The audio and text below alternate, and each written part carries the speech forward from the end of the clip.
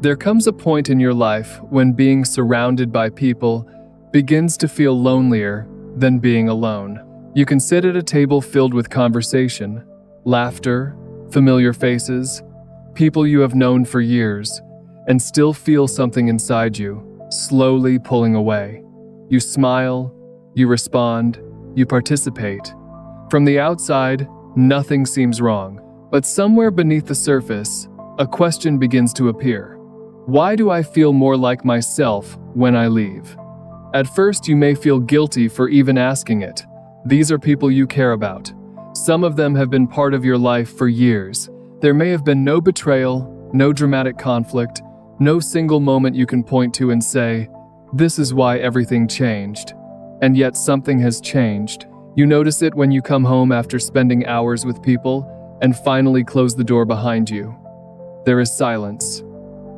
And instead of feeling lonely, you feel relief. Your shoulders drop, your breathing changes. You no longer have to explain yourself. You no longer have to adjust your tone. You no longer have to calculate how much of yourself the room can tolerate. And perhaps that is when the truth becomes uncomfortable. Maybe being with people was never what exhausted you. Maybe what exhausted you was the version of yourself you had to become in order to stay connected to them. Carl Jung understood that human beings do not simply develop personalities. We develop adaptations. Very early in life, we begin learning which parts of ourselves receive acceptance and which parts create resistance. A child does not need to understand psychology to recognize this. The child simply observes. When I behave this way, people smile. When I behave that way, they become uncomfortable. When I agree, there is peace. When I challenge, there is tension. When I hide certain emotions, I remain acceptable. And slowly, almost invisibly, a social identity begins to form. Jung called this the persona. The persona is not inherently false. In fact, it is necessary. Every human being needs a way of interacting with the social world. You behave differently at work than you do alone. You speak differently to a stranger than to someone you deeply trust. You learn manners, roles, expectations, and responsibilities.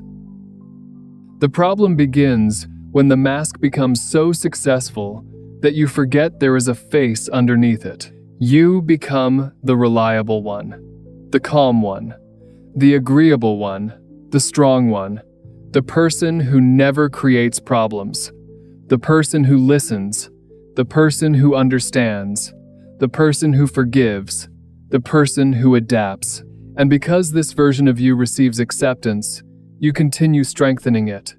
People begin expecting it. Then, something strange happens. They stop relating only to you.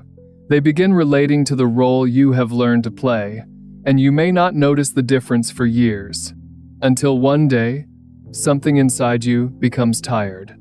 Not physically tired, psychologically tired. Tired of translating yourself. Tired of reducing what you really think into something easier for other people to accept. Tired of saying, "It's fine," when it isn't. Tired of explaining boundaries as though needing space were an offense. Tired of maintaining relationships that seem to require your constant adaptation just to survive. And this is often when solitude begins to change. What once seemed like emptiness starts feeling like freedom. Not because you suddenly hate people, not because you have become antisocial, not because you believe you are better than everyone else, but because when you are alone, the performance stops. And for the first time in a long time, you can hear yourself again. If you have ever felt more peaceful alone than surrounded by people, there may be something important happening beneath that feeling. And if this speaks to something you have been experiencing quietly, subscribe to The Kingdom Within. Here, we explore the hidden psychological patterns that shape who we become and what happens when we finally begin seeing them. Because solitude is not always the absence of connection. Sometimes it is the first place where connection with yourself becomes possible again. But this is where many people become frightened. They think, something is wrong with me. I am becoming distant. I used to enjoy these people. Why don't I fit anymore? So, they try to return to who they were. They accept invitations they do not want. They make themselves constantly available again. They laugh a little louder, explain a little more, tolerate a little longer. They reconstruct the persona, and for a moment, everything feels normal. But now there is a problem. Once you become conscious of the performance, performing becomes more painful. Before, you adapted automatically. Now you can see yourself doing it. You notice yourself agreeing with something you do not believe. You notice yourself minimizing an emotion because someone else might find it inconvenient. You notice yourself saying yes, while something inside you is clearly saying no. You notice yourself becoming smaller the moment you enter certain rooms, and awareness changes everything, because what was once unconscious adaptation begins to feel like self-betrayal. This is one reason growth can become lonely. Not because consciousness automatically separates you from everyone, but because consciousness makes unconscious participation harder. You begin seeing the invisible agreements inside relationships. I will remain this version of myself if you continue accepting me. I will never challenge you if you promise not to reject me. I will always be available if you continue seeing me as a good person. I will hide my anger if you continue calling me kind. I will hide my ambition if it makes you more comfortable.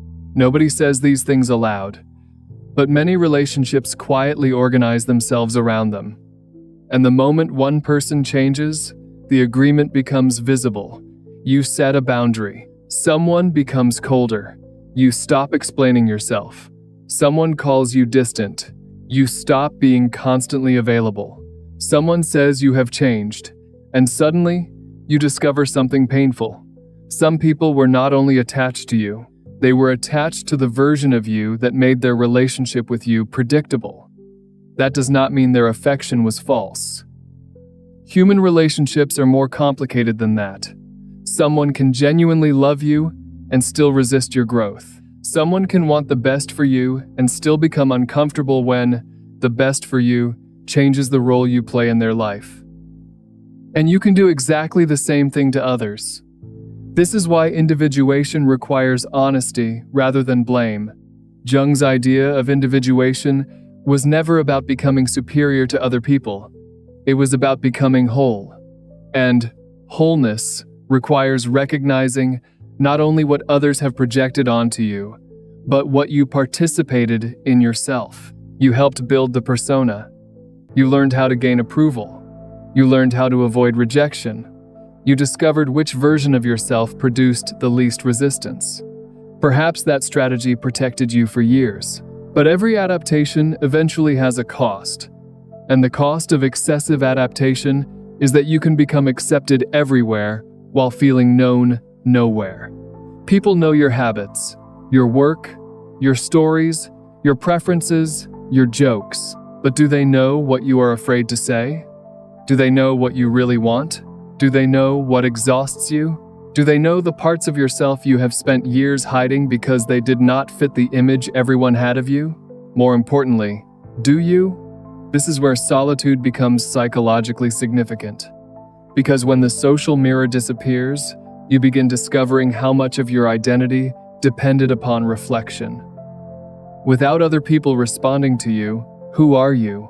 Without praise, what do you value? Without criticism, what do you believe? Without comparison, what do you want? Without an audience, what would you still choose? These questions sound simple. They are not.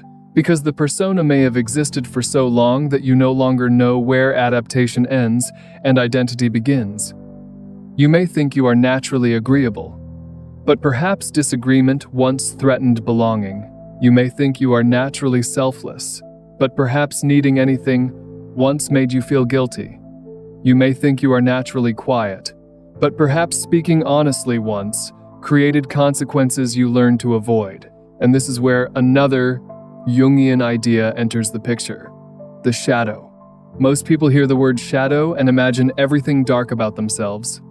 Aggression, jealousy, cruelty, destructive impulses.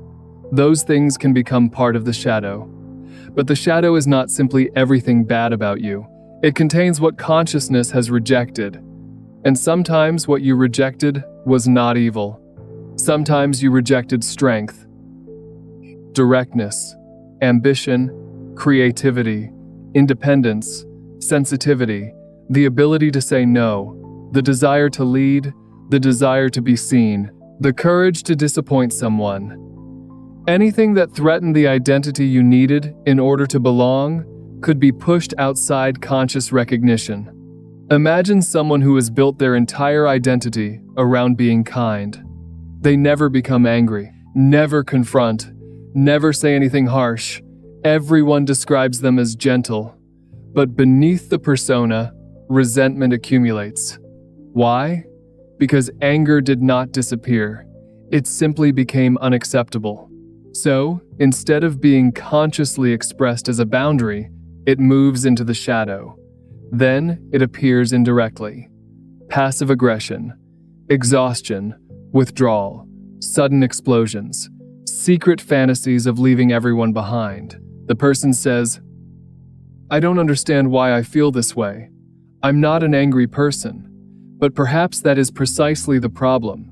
Their identity has no room for anger, and the psyche does not become whole by amputating everything inconvenient. What is rejected eventually returns, often in forms you do not recognize. This is why some people begin craving solitude at the exact moment their old identity becomes impossible to maintain. Solitude removes the audience, and without the audience, the performance loses its purpose. Now the shadow has space to speak. You begin admitting things you previously edited. I don't actually like this. I don't want to keep doing this. I am angry. I am tired. I want something different. I have been pretending this relationship is deeper than it really is. I have been saying yes because I am afraid of what happens if I say no. These realizations can be frightening because they threaten the structure that kept your life stable. But psychological stability and psychological truth are not always the same thing. A life can be extremely stable while being built around self-abandonment. And sometimes the first sign of healing is that this stability begins to break. You become less predictable. You pause before agreeing. You stop giving immediate access to your attention. You decline invitations without inventing elaborate excuses. You stop trying to repair every person's perception of you. You let someone misunderstand. You let someone be disappointed. You let silence exist. And this can feel almost cruel at first, especially if your identity was built around making everyone comfortable. But there is a difference between cruelty and boundaries. Cruelty tries to harm. A boundary simply recognizes where you end and another person begins. And if someone benefited from you having no boundaries, your boundary may feel like rejection to them. That does not automatically make it wrong. This is where walking alone becomes more than physical solitude. You can walk alone while sitting beside someone. Inside a friendship, inside a family, inside a workplace, inside a relationship. Because psychologically, walking alone begins the moment you stop allowing the group to decide what you are permitted to know about yourself. But there is a danger here. The ego can turn awakening into superiority. You begin seeing patterns you never saw before. Manipulation, projection, performance, insecurity. And suddenly, it becomes tempting to think, I see what everyone else cannot. I am deeper than these people. They are asleep. I have outgrown everyone. Be careful. That is not necessarily individuation. It can simply become another persona. Instead of being the agreeable person, you become the awakened person. Instead of needing approval for being good, you begin needing superiority for being conscious. The mask changes. The psychological dependency remains. Real individuation does something very different. It makes you capable of seeing more complexity, not less. You recognize that other people carry shadows too. Their defensiveness has a history. Their need for approval has a history. Their inability to understand you may come from limitations that have nothing to do with your worth.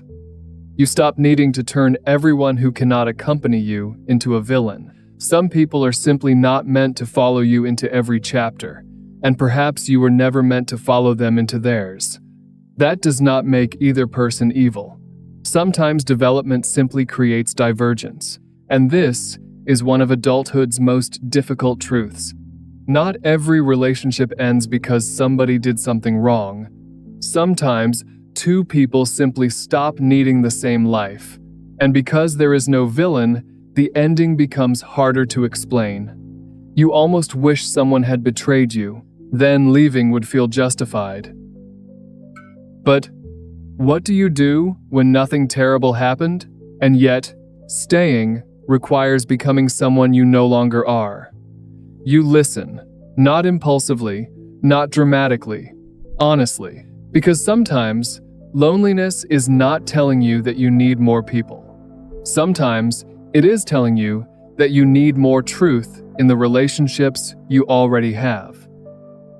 And those are two completely different problems. You can fill your calendar and remain lonely. You can receive messages all day and remain lonely. You can be wanted and remain lonely. You can be surrounded by people who know your name and still feel that nobody has met the person behind it. This is why depth matters. Not because every conversation must become philosophical. Not because everyone must understand every corner of your psyche. Depth means something simpler.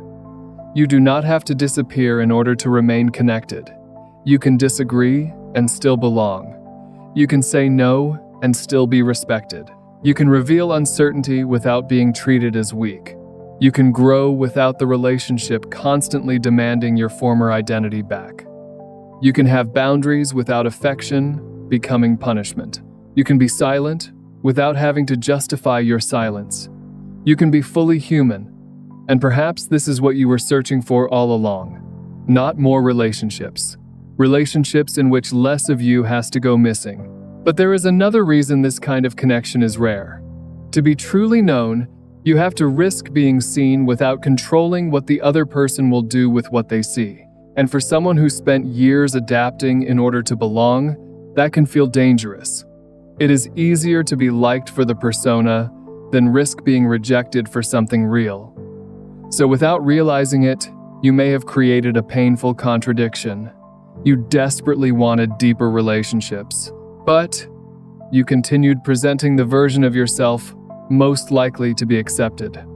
Then you wondered why nobody seemed able to reach you. How could they?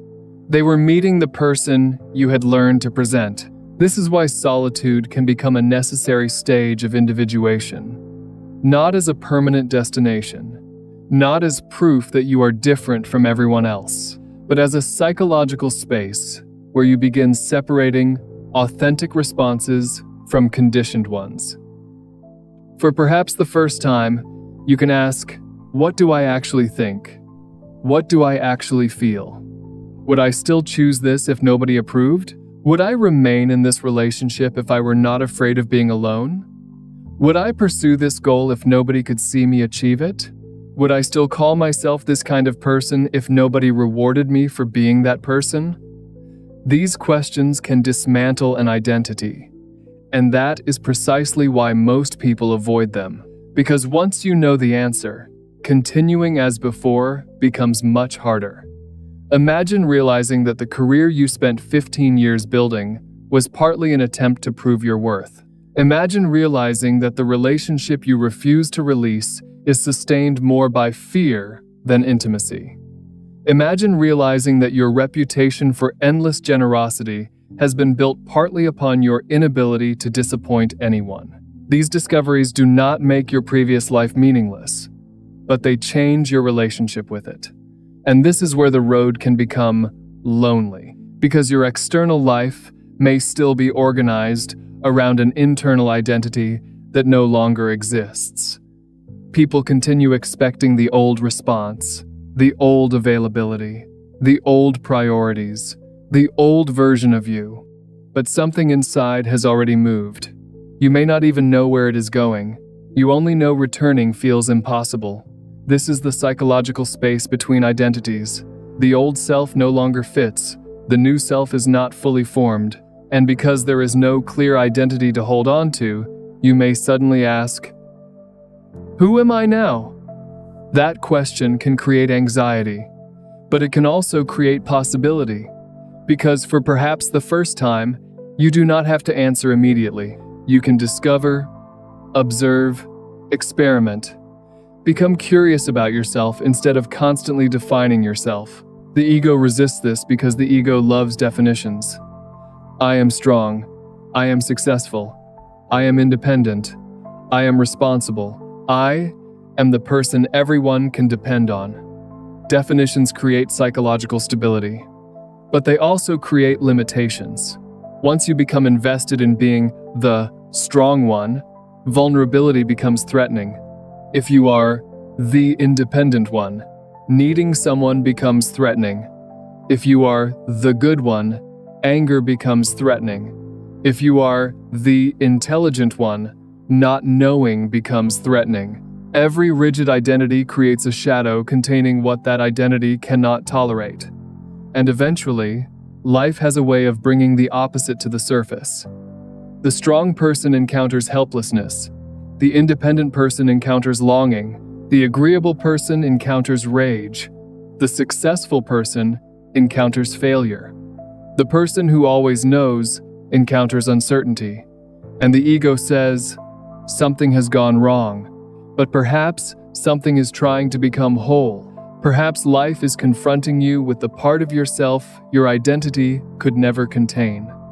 And this is why the person you become through individuation is often more contradictory than the person you were before. You can be strong and vulnerable, independent and capable of receiving help, kind and capable of anger, confident and capable of admitting uncertainty, social and protective of your solitude, ambitious and unwilling to sacrifice your entire life to achievement. You stop needing one side of yourself to destroy the other. And that is what integration begins to look like. Not perfection, capacity, a larger psychological container. And once this begins, you start noticing something else. Some of your relationships were not only relationships between people, they were relationships between roles. One person rescues, the other needs rescuing. One person complains, the other validates. One person remains the problem. Everyone else remains innocent. One person is endlessly available. Everyone else learns to expect access. And when you stop playing your role, the system becomes unstable. People may remind you who you used to be. They may joke about your changes, question your decisions, interpret your boundaries as rejection. And this can activate one of your deepest fears. Maybe I am becoming selfish. Maybe I am becoming difficult. Maybe I should go back. This is where shadow work demands extraordinary honesty, because sometimes criticism contains truth. Growth can become self-absorption. Boundaries can become walls. Solitude can become avoidance. Independence can become emotional distance. But sometimes, criticism is simply the discomfort of a system losing access to the version of you that kept it stable. How do you know the difference? Ask what your new behavior produces. Does solitude make you more present when you return to people? Or more contemptuous? Do boundaries create healthier relationships? Or protect you from all vulnerability? Does saying no make your yes more genuine? Or have you begun using no as a weapon? Does independence make love freer? Or make intimacy impossible? These questions matter because individuation is not withdrawal from humanity. It is the development of a more conscious relationship with humanity, including your own. The goal is not to need nobody. The goal is to stop needing other people to constantly protect you from yourself. There is a major difference. The person who says, "I need nobody," may still be completely organized around other people. They may simply be avoiding rejection, avoiding vulnerability, avoiding disappointment. Their independence remains a reaction to relationships. That is not freedom. It is dependence turned inside out. True autonomy does not say, "I can live without everyone." It says, "I can remain myself while being with someone." And that is much harder, because solitude is controlled. Relationships are not. When you are alone, nobody interrupts your inner world. Nobody misunderstands you. Nobody asks you to compromise. Nobody activates the parts of you you thought you had healed. Then, someone enters your life, and suddenly, everything becomes visible. Your fear of abandonment, your sensitivity to rejection, your need for control, your tendency to disappear when conflict begins, your desire to be chosen. This is why relationships remain essential even for people with extraordinarily rich inner worlds. Other people reveal what solitude cannot. You can understand your shadow intellectually while alone. Then, one relationship activates it in 5 seconds. Suddenly, the theory becomes real. And this is not failure, it is information. The other person becomes a mirror, sometimes a painful one. And instead of only asking, "Why are they making me feel this?" you begin asking, "What did this interaction touch inside me?" Someone ignores your message, and your entire emotional world reacts. The event is small, the reaction is enormous. That difference contains information. Maybe being ignored activates an old experience of invisibility. Maybe uncertainty activates abandonment. Maybe someone's distance makes you chase, because affection once felt unpredictable. This does not mean everything is your projection. People can behave carelessly. People can manipulate. People can betray. Psychological responsibility does not mean blaming yourself for what other people do. It means becoming curious about why certain experiences acquire so much power inside you. Because once you understand the wound, you gain choices. Without that understanding, the wound chooses for you. You chase, you withdraw, you attack, you perform. You become whatever the fear requires. And later you wonder, why did I do that? The unconscious pattern knows. And individuation is the slow process of bringing enough awareness into these patterns that you no longer have to be possessed by them. This is another reason the path sometimes feels solitary. Nobody else can do this part for you. Someone can love you, support you, listen to you, challenge you, walk beside you, but nobody can become conscious on your behalf. Nobody can confront your shadow for you. Nobody can decide which life is true for you.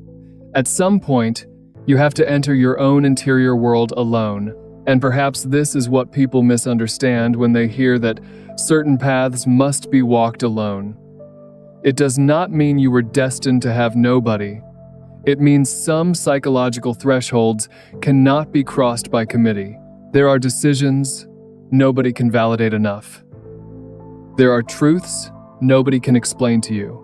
There are moments when asking everyone what they think only takes you further away from what you already know. You can ask 10 people whether you should leave, 5 may say yes, 5 may say no, and you will still go to bed with yourself.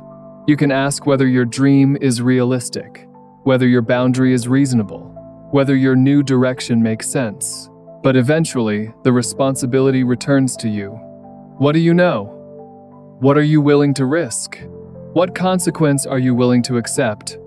What kind of person will you become if you remain? And what kind of person might you become if you leave? Nobody can answer those questions completely for you. This is the solitude of responsibility, and it is very different from loneliness. Loneliness says, nobody is here. Responsibility says, this choice is mine. The immature psyche often tries to escape this responsibility. It looks for certainty, signs, approval, someone who will say, do this, and everything will be okay. But adulthood eventually teaches you that some choices arrive without guarantees. You can make the most conscious decision available to you and still experience pain. You can set the right boundary and still lose someone. You can choose yourself and still feel lonely. You can leave the wrong life without immediately finding the right one.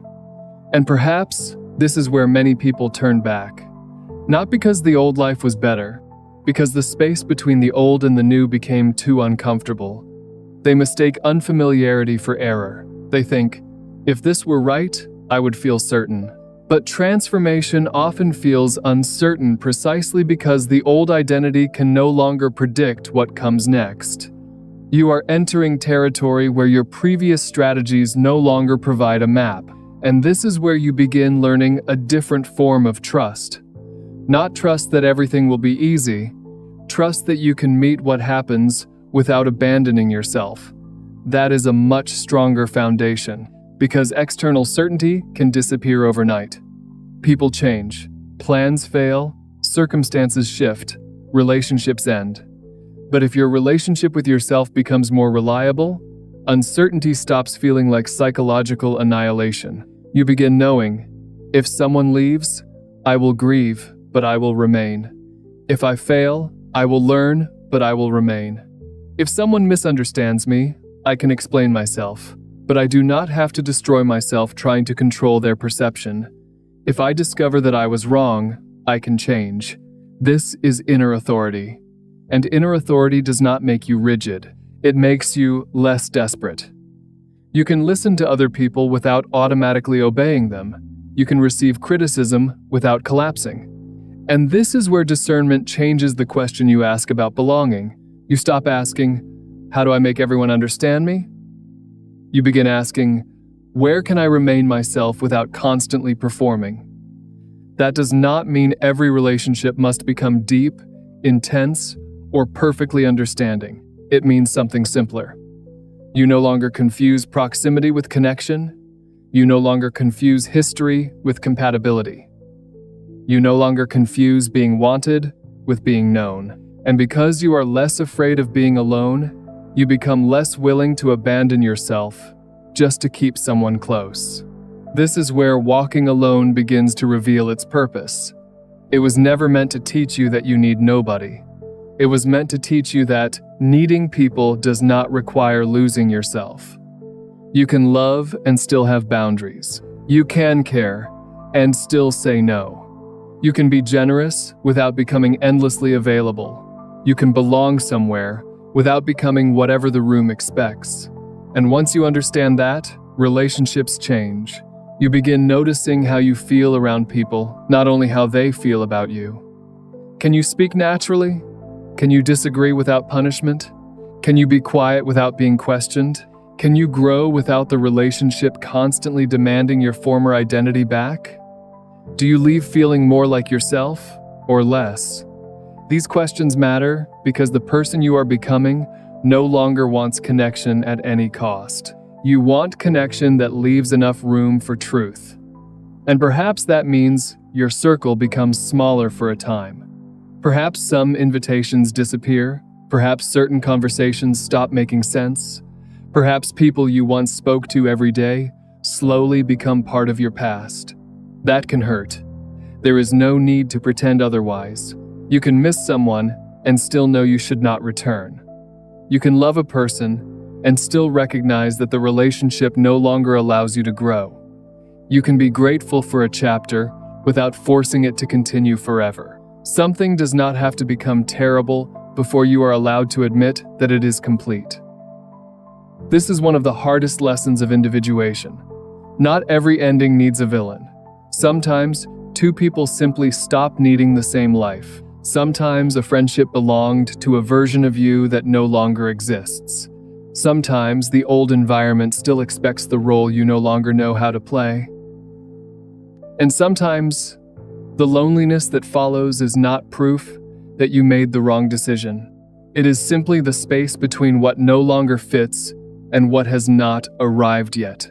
That space is uncomfortable because the old life had a structure.